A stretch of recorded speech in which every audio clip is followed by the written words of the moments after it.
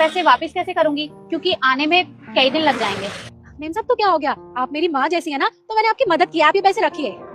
ठीक है बेटा, मैं एक काम करूंगी, जब तुम प्रेस के कपड़े लेने के लिए आओगी तब तुम्हें वापस लौटा दूंगी। ठीक है मेम साहब, जैसे आपको ठीक लगे। फिलहाल आप जहाँ जा रही है ना वहाँ चली जाइए टाइम से। ठीक है बेटा। ठीक है, नमस्ते। नमस्ते।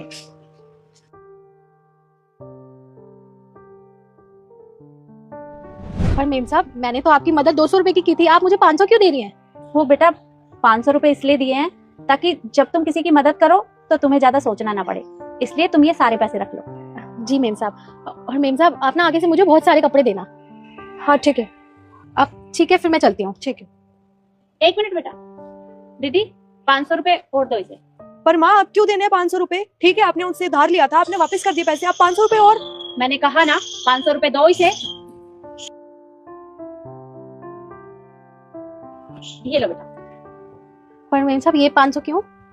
ये मैंने इसलिए दिए हैं, जब तुम दूसरों की मदद करने के लिए जाओ तो थोड़ा बहुत पुण्य हमें भी मिल जाए, इसलिए रख लो तुम। ठीक है मेम साहब, अब ना मैं चलती हूँ, मुझे और भी कहीं जाना है।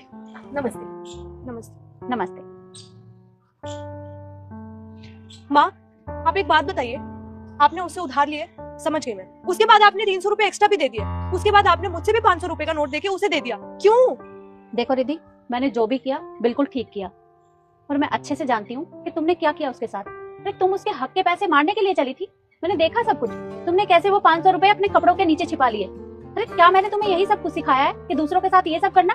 ये गलत बात है। और देखो तुम्हारे पास किसी भी चीज की कोई कमी नहीं है। अरे तुम जब चाहो कुछ भी खरीद सकती हो। और वो लोग बेचारे सुबह से शाम तक कितनी मेहनत करते हैं, जब जाकर उनके घर का चूल्हा चलता है, और तुम उनके साथ इस तरह का बर्ताव करने चली थी। तो क्या मैंने तुम्हें यही संस्कार दिए हैं कि तुम दूसरों के साथ ऐसा सब करो? नहीं माँ, आपने मुझे कभी ऐसे संस्कार नहीं दिए। पता नहीं मुझसे ऐसा क्यों हुआ, मैंने ऐसा क्यों किया उसके साथ, पर मुझे अपनी गलती का रियलाइजेशन है। और माँ आपने मुझे कभी ऐसे संस्कार नहीं दिए, और मैंने 1 मिनट में पैसों के लालच में अपने संस्कारों पर पानी फेर दिया। माँ प्लीज आप मुझे माफ कर देना, आई एम सॉरी। मैं आगे से कभी ऐसा नहीं करूंगी किसी के साथ, और मेरे से जितना हो पाएगा मैं सबकी मदद करूंगी। देखो बेटा, मैं उम्मीद करती हूँ कि तुम आगे से किसी के साथ ऐसा मत करो, हमेशा दूसरों की मदद करनी चाहिए। हाँ माँ, मैं आपकी बात समझ गई। ठीक है, अब चलो।